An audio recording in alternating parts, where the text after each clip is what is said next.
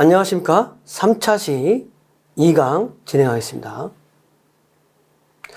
상권 범위를 설정하는 거. 먼저. 상권의 범위를 설정하는 거. 내가 어떤 특정 점포를 할 때 어디까지 내 상권을 할 거냐. 이런 의미겠죠. 그래서 상권의 범위는 고정적인 게 아니에요. 어떠한 업종으로 할 거냐. 그 다음에 내 점포의, 내 사업장의 규모가 어떠냐. 그 다음에 내가 하고자 하는 사업의 경영 전략이 어떠냐. 이런 것들에 의해서 복합적 요인에 의해서 상권은 결정된다. 근데 상권 범위가 확대되어 가는 거예요. 어떻게 확대되어 가느냐. 점포 규모에 따라서 상권을 확대되는 거예요. 그리고 특히 이제 대형 슈퍼와 편의점을 한번 비교해 보면 슈퍼마켓을 찾는 고객이 상권이 더 크다라는 거지. 편의점은 50m로 딱 정해진 건 아니지만 50m 이내에 고객이 얼마나 사느냐. 그리고 또 특히 편의점 개설할 때 한 100m 반경의 인구수 배우가 얼마나 있느냐, 50m 얼마나 있느냐, 이걸로 결정하는 거지. 막 200m, 300m 보지 않아요. 그런 것처럼 어찌됐든 점포 규모에 의해서 상권이 확대되거나 축소된다는 거죠. 그 다음에 교통편이 양호하고 번화가 하면은 상권은 확대된다는 거죠. 그리고 이제 특히 상품에 따라서 달라지는 거예요. 상품이 어떤 상품이냐. 선매품, 전문품, 이런 거는 상권이 되게 큰데 편의점은 상권이 작아진다. 이렇게 볼 수 있는 거예요. 그 다음에 점포의 지명도가 높을수록 점포 지명도가 높으면 유명한 점포는, 입소문난 점포는 여러 멀리서 온다는 거지. 그죠? 동네 사람만 가지고 장사하지 않고 멀리. 근데 요즘은 소자본으로 대부분 동네 사람 가지고 장사를 하는 것을 기준으로 상권부 저러는 거야. 동네 사람이 아니고 지명도가 높아가지고 외지인을 많이 모집한다. 이런 부분에 있어서는 어떤 상권 분석이라는 거가 별 의미가 없어질 수 있는 거죠. 그죠? 상권을 결정하는 요소는 업종의 종류에 따라서. 내가 하고자 하는 업이 외식업이냐, 판매업이냐.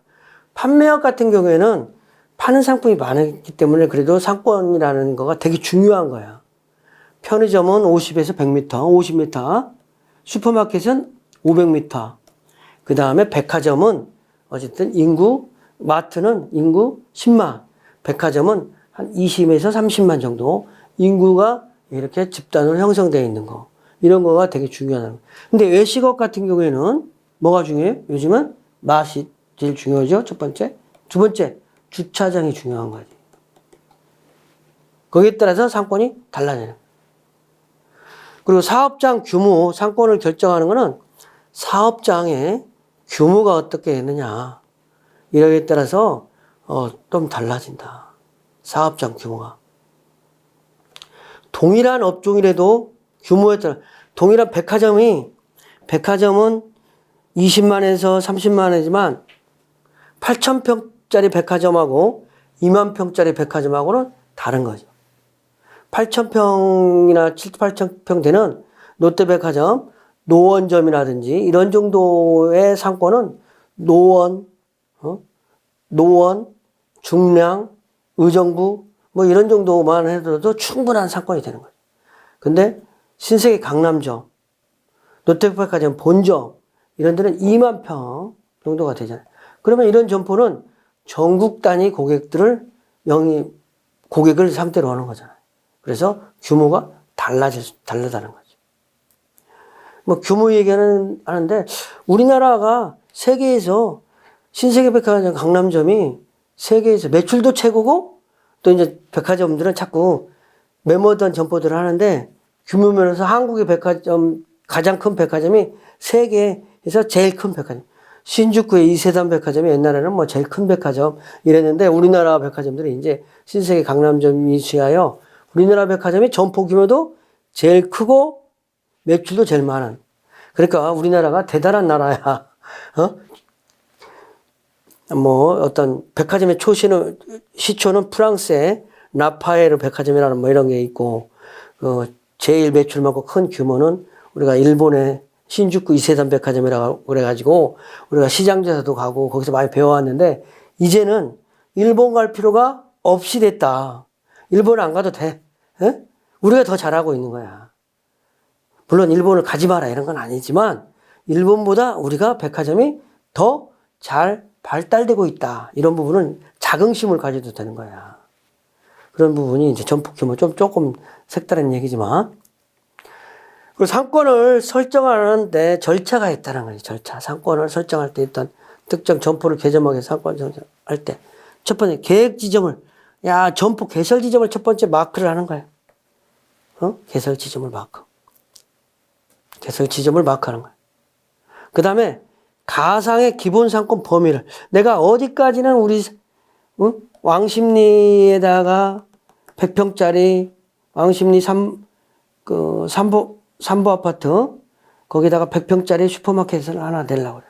그러려고 그럴 때 어디까지 고객으로 할 건가. 이렇게 범위를 정하는 거야. 그 다음에 물리적 상권 구분을 반영한 현실적 상권을 조정한다.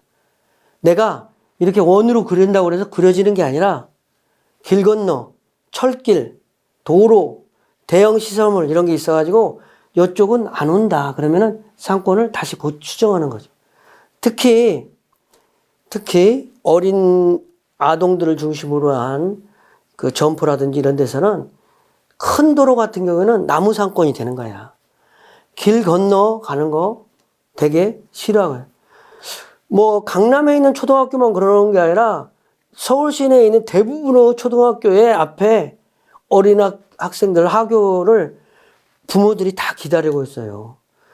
옛날에는 우리가 하교하면은 내가 집에 찾아갔는데 요즘은 다 엄마, 할머니들이 와서 데려가잖아. 그만큼 무서워하는. 그러니까 상권이 작아지는 거지. 그다음에 현실적인 상권 범위는 그래서 이렇게 동그란 원이 아니라 아메바형처럼 된다든지. 그 다음에 행정구역 단위로 자료조사 이런 걸 통해서 규모를, 이제 예전에는 발품 팔아서 다니기만 했는데 이제는 다니기만 하는 게 아니라 빅데이터로 자료 수집이 더 중요하다는 거지. 그냥 눈으로 보고 봐서 이 동네 크고 사람 많고 유동고객 숫자 이렇게 본 게 아니라 실질적으로, 그래서 지금 상권 분석을 지금 진도를 빨리빨리 나가는 거예요.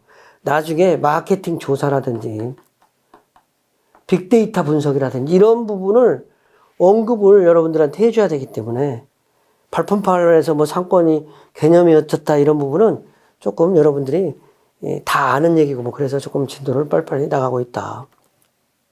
그래서 상권을 설정하니까 가장 첫 번째는 단순 원형으로 점포가 있다면 이렇게 우리 상권은 이렇게 된다. 원형으로 한다는 거지.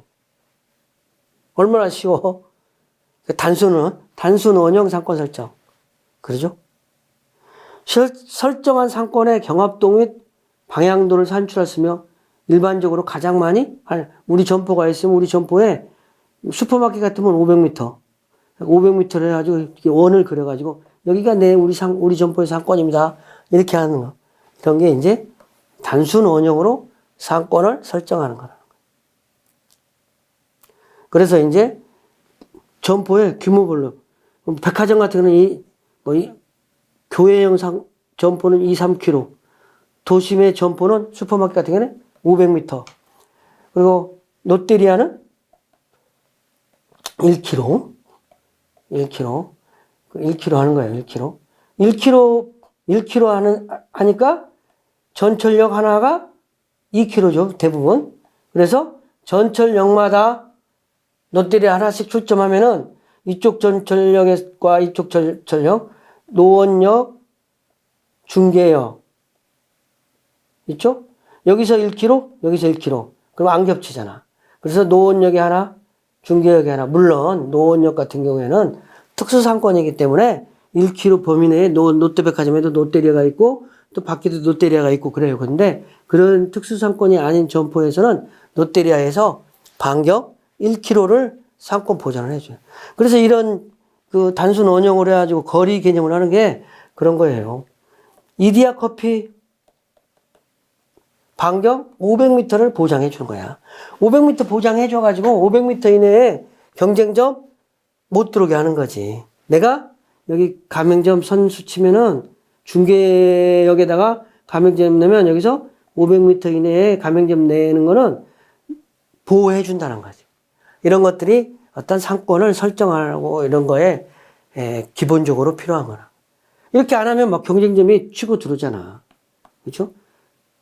물론 본사가 나쁜 사람들은 중개역에 여기다가 점포 하나 내주고 또 바로 옆에다 내주고 또 건물 전면에 하나 내주고 커피숍 후면에 내주고 이런 몰상식한 본부가 되면 안 되는 거겠죠. 그 다음에 상권 설정 방법은 실사라고 설정하는 방법, 실사. 그래서 도보, 버스 승차, 주행조사 이렇게 있다는 거죠. 도보에 의한 상권조사는 구석구석 파악할 수 있고 지역 이미지와 세밀한 사항 파악할 수 있어서 이게 그래서 가장 좋다.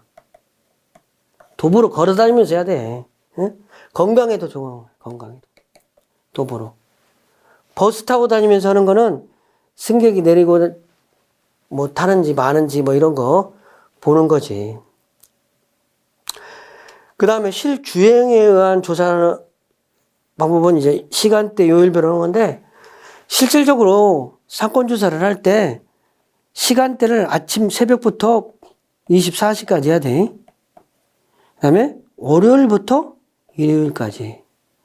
동네별로 특이사항이 발생될 수 있는 거거든. 내가 자는 동안에 우리 동네에 무슨 일이 있는지 모를 수 있잖아. 그죠? 특히 나는 건물주야. 만약에 나는 내 건물주야. 내 건물주인데 건물 사놓기만 하고 세받으러 계약할 때만 왔다 갔다 해. 그러면 내 건물의 진가를 모를 수 있는 거지. 내 건물의 진가를 알기 위해서 이 건물 주변에 시간대별, 요일별로 상권 분석을 제대로 해놔야 어떤 내 건물의 진정한 가치가 얼마인가를 알아야 임대료를 상승시킬 수 있거나, 상승시키거나 임대료 하락 내려달라 그랬을 때 대변할 수, 야야야 그런 얘기 하지 마라. 밤에 손님 많은 건 다 알고 있다. 뭐 이렇게 이 얘기를 해가지고 임대료 인하 요구 시에 어떤 반론을 제기할 수 있다는 거죠. 그 다음에 이제 그 실사하는 거 말고 앙케이트 설문조사 하는 거야. 설문조사. 그 다음에 고객 리스트로 상권조사 할 수 있는 거야. 고객 리스트로. 그죠? 고객 리스트로.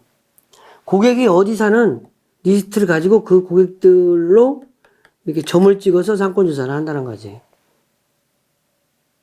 그런데 설문조사로 해서 상권 분석을 하면 시간과 비용이 어떤 절감된다는 장점은 있어요. 내가 하루 종일 안 해봐도. 근데 단점은 뭐냐면 안 해주잖아, 설문조사를. 그죠? 많이. 샘플 어렵다. 샘플도. 그 다음에 조사도 안 해주지만 내가 추구하고자 하는 점포, 편의점을 개설할 거냐 아니면은 피자집을 개설할 거냐에 따라서 상권 분석을 할 때 피자집이 고객 다르고 편의점 고객 다른데 편의점 고객에 걸맞는 사람한테 시장 조사를 해야 되잖아. 그런 샘플 구하기가 어렵다는 거지. 그죠? 그 다음에 어떤 중심성 지수랑 어떤 중심이 되는 고객을 찾아야 돼. 중앙값 찾는 거지. 그래서 그때는 이런 부분은 대표 고객하고 관련이 있는 거예요. 대표. 우리의 백화점에 신세계 백화점, 강남점에 버라이어티니까 롯데백화점 강남점이라고 그래요. 롯데백화점 강남점의 대표 중심적 고객은 뭐냐? 50대 여성의 강남의 자가 아파트 소유자. 이렇게 이런 부분. 이런 부분을 어떤 중심성을 해가지고 그 고객들이 무엇을 요구하는지. 그러면 당연히 수입차가 있을 수 있어요. 롯데백화점 강남점 같은 경우에 이제 그런 전략도 쓴 적이 있어요. 수입차를 타고 오느냐 안 오느냐에 따라서 주차 위치 달라요. 여러분은 그런 거 모르는데 자기네들끼리 은어로 암으로 하는 거야. 응? 자기네들끼리 수입차 타고 오는 차는 좋은 차 타고 오잖아. 그러면 1층 같은 데 있잖아. 1층 좋은 데 자리에 유도를 해가지고 그쪽에 유도를 하는 거야. 국산차 막 차고 와가지고 좀 좋지 않은 차 타고 오면 막 지하 내려가라. 지하는 또 지하에서 더 내려가라. 응? 이게 좀 웃기는 얘기인데 이게 고객을 차별하는 것 같은데 응? 그런 게 꼭 그런 게 뭐 모든 업종 간에 많은 업종들이 그런 거 비슷하게 하고 있어요. 어? 그러니까 어떤 특정한 백화점들에서 그 공식적으로 뭐 회사의 정책으로 그러는 건 아니지. 회사의 정책으로 그랬다가 언론에 난다든지 그러면 큰일 나는 거잖아. 근데 또 그런 부분에 있어서 있잖아. 그래서 우리가 우스갯소리로 관공서에 BMW 450 타고 딱 들어가면 묻지 않고 문 열어준대잖아. 근데 AI 기기가 요즘은 안 열어줘요. AI 기기가지 사람이 안 하는 게 아니잖아. 근데 사람이 할 때 BMW 450쪽 1억 5천짜리 이런 거 타고 딱 들어가면 그냥 회장님 오셨구나 그래가지고 그냥 요일지수 요일제 이런 거 강화 없이 보내준대잖아. 믿거나 말거나. 그 다음에 상권 설정, 업종별로 상권 범위가 달라요. 판매업이나 음식, 서비스업에 따라서 상권이 달라진다. 패스트푸드 롯데리아 같은 경우는 1kg 보장받는 거야. 그리고 생선가게, 야채가게냐에 따라서 달라진다는 거지. 그죠? 서비스업 같은 경우는 이제 500m 이내. 그 다음에 노래방, 미용실 이런 것도 달라지고. 그다음에 골프 연습장, 건강 관련업, 이런 좀 전문적인 취미용품, 이런 부분은 좀 넓게, 상권이 넓게 간다는 거죠. 상권 분석 개념. 그래서 상권 분석이라고 하는 거는, 상권 분석에는 상권 전체의 성세를 파악하는 거야. 그래서 상권 분석이라고 할 때는 상권 플러스, 현재의 상권 플러스 입지 조건을 같이 파악하는 것을 상권 분석이다. 상권 분석. 근데 상권 분석이 가지는 의미를 좀 우리가 봐야 돼. 만약에 상권이 자꾸 쇠퇴된다고 해도 특정 점포가 장사가 또 잘 되는 경우도 있어요. 아무리 상권이 쇠퇴돼도 그런 거지. 그리고 또 상권 자체가 쇠퇴하면 머지않아 같이 도매금으로 넘어가는 것도 있어요. 그죠? 그 다음에 개개의 점포가 입지가 별로 안 좋아도 별로 좋지 않아도 자신만의 노하우라든지 경쟁력이 있으면 번성한 나홀로 별로 입지도 좋지 않은 데서도 나홀로 버티는 이런 것도 있다라는 거죠. 그런 거는 이제 특별한 노하우, 미쉐린, 3년 연속 별표 받는다든지 이런 점포 같은 경우에. 상권 분석의 이제 범위는 어디까지 해야 되느냐. 그래서 실질 구매력을 갖고 있는 유효 수요가 어떻게 분포되어 있는지를 파악하는 거지. 그래서 상권별로 도심이냐, 역세권이냐, 아파트냐, 여기에 따라서 상권이 많이 다르다. 그 다음에 거리를 상권으로 하는 방법, 이제 대상점 상권 범위를 거리로도 되게 많이 해요. 1차 상권, 2차 상권, 3차 상권, 고객들의 실제 매출액으로 해야 되는데 100m까지를 1차 상권으로 보고요. 300m까지를 2차 상권으로 보고요. 500m에서 700m를 3차 상권으로 봤습니다. 슈퍼마켓 같은 경우에 옛날에 빅데이터가 잘 발달되지 않을 때 점장이 우리 점포의 상권은 1차 상권은 100m고요. 가지고 고객 세대 수가 아파트 세대 수가 몇 세대고 2, 3차 상권은 몇 미터에 몇 세대다 막 이렇게 파악하는데 실제로 그렇게 하는 게 아니라 1차 상권은 100m인데 매출액으로 60%를 차지합니다. 뭐 이렇게 해야 되는데 그 데이터가 안 나오니까 고객 아파트 세대 수만 얘기하는 거야. 그런 경우도 있다는 거죠. 상권 분석의 중요성은 어떤 소매업의 성공의 중요 요인이라는 거죠. 부적절한 입지는 한번 잘못 입점하게 되면 인테리어 공사비 다 해놓고 돈 날리는 경우가 발생될 수 있다는 거죠. 그래서 상권 분석은 목적은 상당히 달라요. 기존 점포에 대한 상권 분석에 대해서 다를 수 있고 신규 점포 상권 분석이 다를 수 있는 거죠. 그래서 기존 점포는 기존 점포의 실적을 가지고 더 잘 되기 위해서 분석을 하는 거고 신규 점포 할 때는 또 분석하는 방법이 여러 가지 방법이 있는 거야. 체크리스트, 유추법, 그 다음에 중심지 이론, 확률 모형. 근데 이거를 서술적 방법에 의한 상권 분석, 유추법 같은 거 체크리스트 자세하게 설명을 할게요. 다음 장에 규모에 의해서 규범적 모형에 의해서 규범적 모형 이게 이제 소매 인력 법칙 같은 거 확률 통계학적으로 상권 분석하는 거. 근데 실질적으로 우리가 여기서 강의는 하지만 통계 분석 이 부분은 이제 전문적인 영역이에요. 그래서 이 컨설팅 회사에서 상권 분석을 해줄 때 이런 거를 많이 사용한다. 그래서 상권 분석 제1호를 좀 보겠습니다. 첫 번째, 체크리스트에 의해서 상권 분석을 하는 체크리스트. 체크리스트의 상권 분석은 뭐냐? 내가 슈퍼마켓을 개설하는데 나는 인구, 세대수 1000세대 이상 돼야 돼. 유동인구 몇 명 이상 돼야 돼. 그 다음에 버스 정류장은 있어야 돼. 이런 그 체크 사항을 가지고 이 사항에 걸맞는지를 따져본다는 거지. 내가 상권 조사를 할 때 뭐를 체크해야 되겠다고 체크 사항을 가지고 체크리스트를 가지고 상권 조사를 하는 거야. 뭔 얘기가 어떡하다? 시장에 가서 장 볼 때 장볼 리스트, 장바구니 리스트를 써가지고 가서 장 보는 것 같은 느낌으로 상권 분석을 하는 거가 체크리스트를 가지고 상권 분석을 하는 것이다.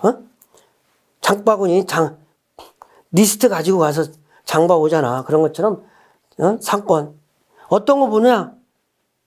평가, 그 다음에 고객, 경쟁구조 이런 것들을 도로 상황이 어떤지, 행정구역은 어떤지 이런 것들을 자꾸 체크리스트를 가지고 그 체크사항을 가지고 분석을 한다는 거죠. 유추법이랑은 상권 분석을 하는데 유추법이라는 건 뭐냐? 유추법. 롯데 슈퍼에서 신규 점포를 내려고 그래, 만약에. 신규 점포를 내려고 그래. 신규 점포를 내려고 그럴 때 신규 점포의 어떤 개포동에다가 개포동 신규 아파트 있는 데다가 신규 점포를 내려고 한다고 그래. 그러면 자료가 없잖아. 그러니까 점포 특성이 유사한 기존 점포를 가지고 유추를 해본다는 거지. 신규 점포를 하니까 자료가 없잖아. 그러니까 기존 점포를 가지고 개포동에다가 점포를 냈을 때 어떻게 될 것인지 유추를 해서 시장 조사를 고객 분석을 해본다는 거지. 유추법에 의해서 상권 규모의 측정은 그래서 CST, 커스터머 스타핑 맵 기법을 이용해서 주로 한다는 거죠. 유추법이란 자사의 신규 점포와 특성이 비슷한 기존의 점포를 선정해서 그 점포의 범위를 추정해서 신규 입지에서의 매출액이라든지 상권 규모를 유추하는 데 사용한다는 거예요. 그래서 유추법에 의한 상권 규모 선정은 CST 맵을 이용해서 이뤄낸다. 그래서 또 고객들이 어디 사는지 이렇게 도면상에 이렇게 점 찍어가지고 그 점에 의해서 고객들이 여기 살겠네 이렇게 해서 유추해서 점포를 한다. 그리고 크리스탈러의 중심지 이론이라는 게 있어요. 우리가 어떤 점포 중심지가 있으면 상권을 이렇게 할 때 중심지부터 이렇게 발달하잖아. 그래서 중심지 이론이라는 게 있는데 중심지 이론에서 중요한 개념 두 가지를 얘기하려고 그러는 거예요. 이 점포가 여기 점포가 있어요. 그래서 상권이 이렇게 커지잖아. 커지는데 이 점포가 이익이 나기 위해서는 상권이 이 정도는 돼야 된다는 최소한의 이윤에 나올 수 있는 공간이라는 거예요. 이게. 근데 상권이 커가지고 이렇게 커지면 최대 이익이 날 때까지 공간. 최대 도달. 이 이상은 오지 않으니까 최대 이윤이 나는 지점을 최대 이윤. 그래서 그냥 중심지 이론은 이제 우리가 얘기하는데 점포가 이렇게 개설되면 중심지에서 상권이 이제 커지잖아. 그렇죠? 그래서 도시 내에서 여러 상권이 존재할 때 상업 중심지로부터 상업 서비스 기능을 제공받을 수 있는 가장 이상적인 배후 상권의 모양은 육각형이라는 거지. 이렇게 원형이 아니고 그건 조금 이따 다시 설명을 할게요. 근데 점포가 있으면 이렇게 상권이 이렇게 커지는데 첫 번째 개념으로 최소 이윤의 공간은 그 점포가 최소한 먹고 살기 위해서는 이 정도 필요하다는 거지. 그리고 이익이 되기 위해서는 이렇게 커져야 된다. 근데 육각형이라는 거는 뭐냐? 육각형이 얘기 전에 여기 최대 도달거리, 최소 수요 충족거리 다시 한번 정리를 할게요. 최대 수요 도달거리는 중심지가 수행하는 유통 서비스 기능 지역이 거주자들에게 제공될 수 있는 최대 거리. 그 이상 가면 고객 안 온다는 거지. 최소 수요 충족거리는 최소 이익을 내는데 요 정도 상권은 있어야 내 점포 이익이 난다는 거죠. 이제 육각형이라는 얘기는 뭐냐? 이 육각형은 요즘은 사람들도 육각형이라고 그래요. 육각형. 육각형이 뭐야? 신랑 신부 구할 때 결혼이 늦어지는데 육각형 되려고 그래서 결혼을 안 한다는 거야. 그 육각형이 뭐냐? 학력, 직업, 응? 학력, 직업, 그 다음에 또 따지는 건 뭐 있어요? 키, 그 다음에 인물, 잘생겼냐, 못생겼냐, 그 다음에 집안, 이런 여러 가지 요소를 다 갖춘 신랑, 신부, 이거를 육각형 신부 이렇게 얘기를 하는 거야. 근데 중심지에서 육각형, 도시가 이렇게 있는데 원형 도시 이렇게 있어요. 그러면 고객들이 여기 있는 사람은 이 점포 간다는 거 아니야. 그럼 여기 있는 점포로 갈 데가 없잖아. 그리고 이 점포가 이렇게 생겨 있어요. 이렇게. 그러면 여기하고 겹치잖아. 이 사람은 이리도 가고 이리도 가고. 근데 중심지의 이상적인 배후를 정육면체라고 할 때는 육각형이면 새는 공간이 없다는 거지. 이렇게. 육각형으로 상권이 형성되면 중복되거나 비어있는 공간이 없다. 그래서 중심지 이론이라고 할 때 점포가 중심지에서부터 이렇게 중심지에서 상권이 커지는데 이상적인 배후지는 육각형이었으면 좋겠다. 이런 것이 육각형이라는 거지. 이 육각형. 여기서 나온 건 아니지만 요즘에 육각형 미인, 육각형 신부 이런 얘기 많이 해요. 레일리에 이제 소매인력 법칙. 여기서부터는 이제 수리 개념이 나오는데 수리는 좀 생략을 하자고. 수리는 개념적인 걸 얘기를 하려고 그래요. 개념적인. 그러니까 네일리의 소음의 인력의 법칙, 네일리라는 사람이 소음의 인력의 법칙을 이라는 얘기를 했는데 뭐냐. 노원력이 있어요. 그 다음에 무슨 역이 있어요? 7호선 기준으로 중계역이 있어요. 그 다음에 하계역이 있어요.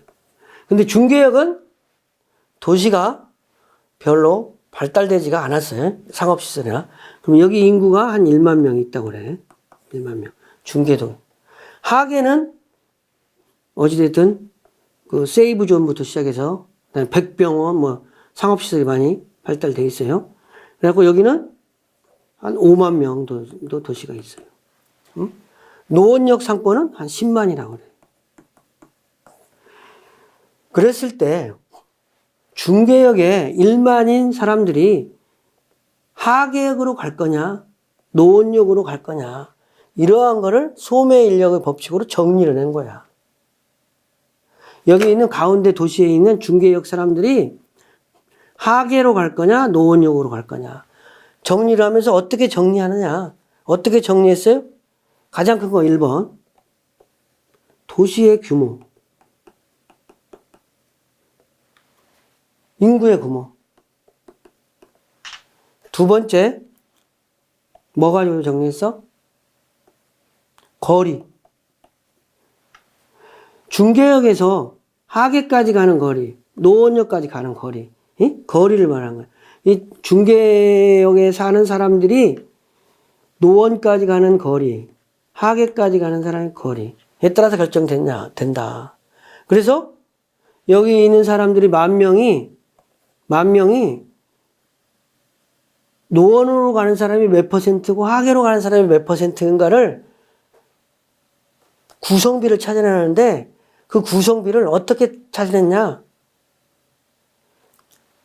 노원역의 인구 크기와 하계의 인구 크기, 인구 큰 쪽으로 사람이 쏠린다. 인구 크기에 비례한다. 사람들이 가게 된다. 두 번째, 거리가 가까울수록 간다. 그런데 반비례한다는 거지.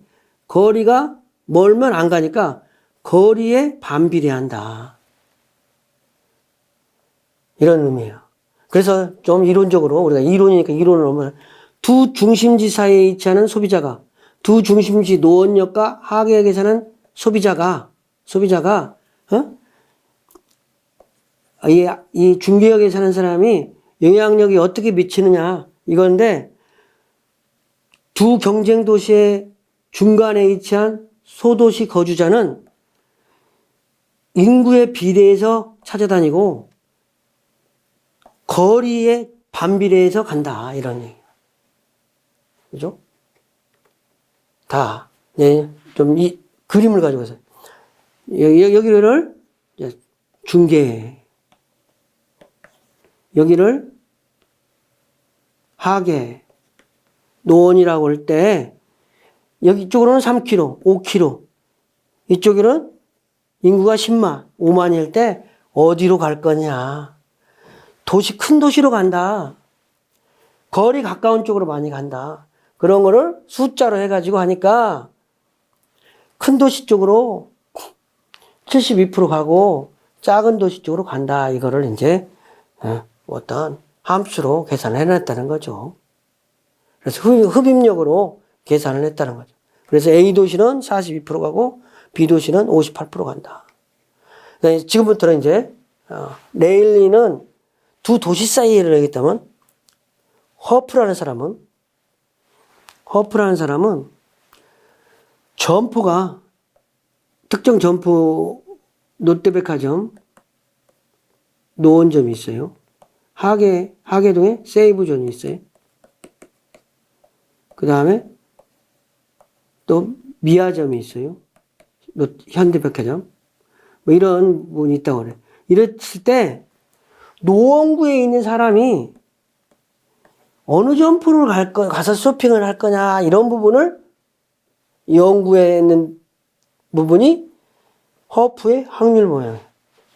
그래서, 어차피 또 이론 시간이니까 여기 이론을 한번 보자고. 소비자가 특정 점포에 흡수될 수 있는 확률은 소비자가 구매하려고 하는 점포 크기와 특정 점포까지 거리에 영향을 받는다는 거야. 노원구 사람이 롯데백화점 노원점 가느냐, 세이브존 가느냐, 미아점 가느냐는 그 점포의 크기와 롯데백화점 노원점의 크기와 그 점포까지 거리에 영향을 받는다. 아주 간단한 얘기를 잘 정리한 거지. 그죠?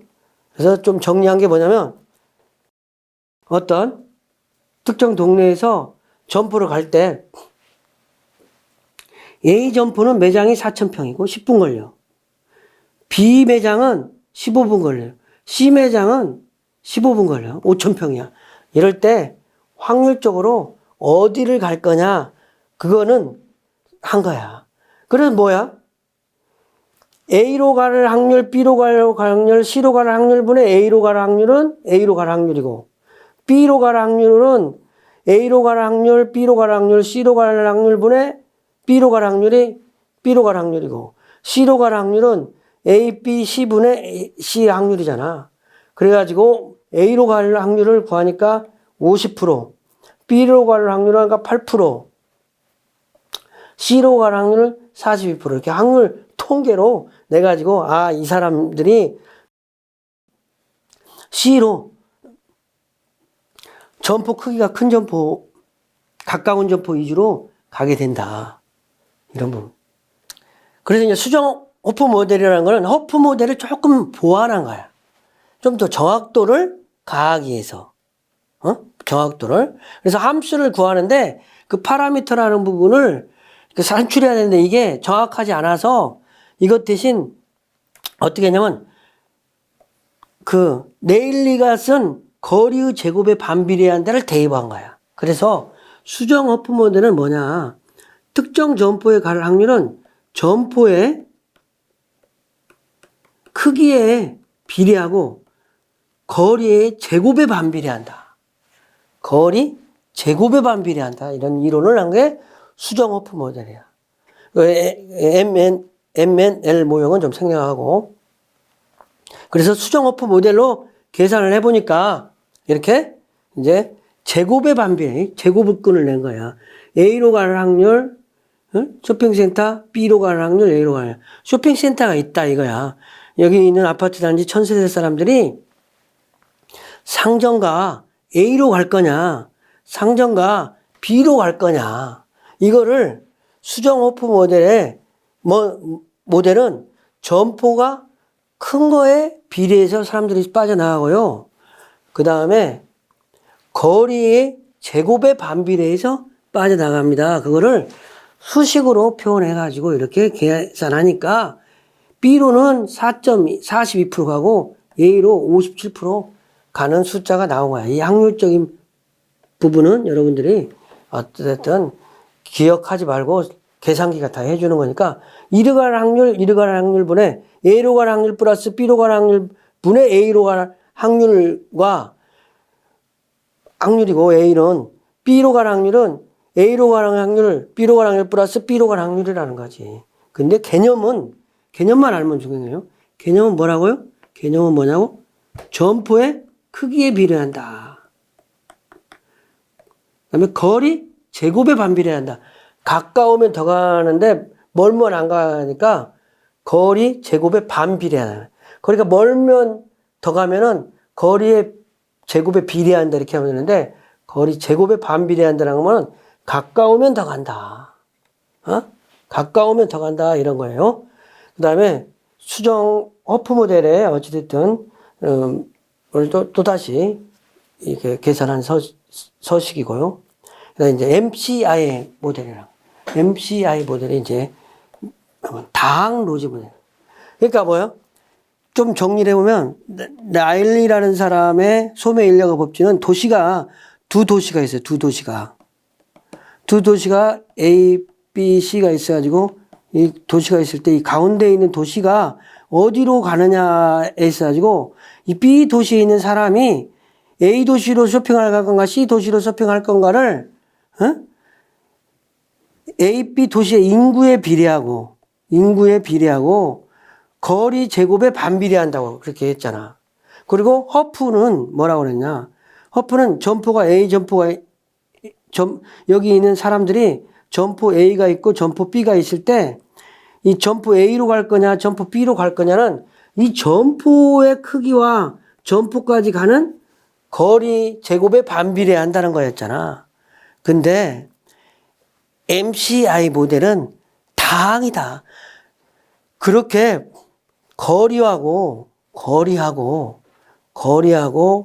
규모만 가지고 오는 게 아니라 상품 구세, 가격, 분위기, 점포 장식 여러 가지 요인에 의해서 다항 로직에 의해서 여러 가지 요인이 나에게 영향을 미친다. 그래서 A 점포, B 점포, C 점포로 가느냐는 응? 점포 상품 구조의 고객 서비스. 응? 그래서 A 점포는 3점, 1점, B 점포는 상품 구색은 2점, 고객 서비스는 2점, C 점포는 상품 구색 1점, 고객 서비스 3점, 선호 가중치 2, 1 이렇게 내서 상업시설을 선택한다. 이러한 부분이 다항 로직문.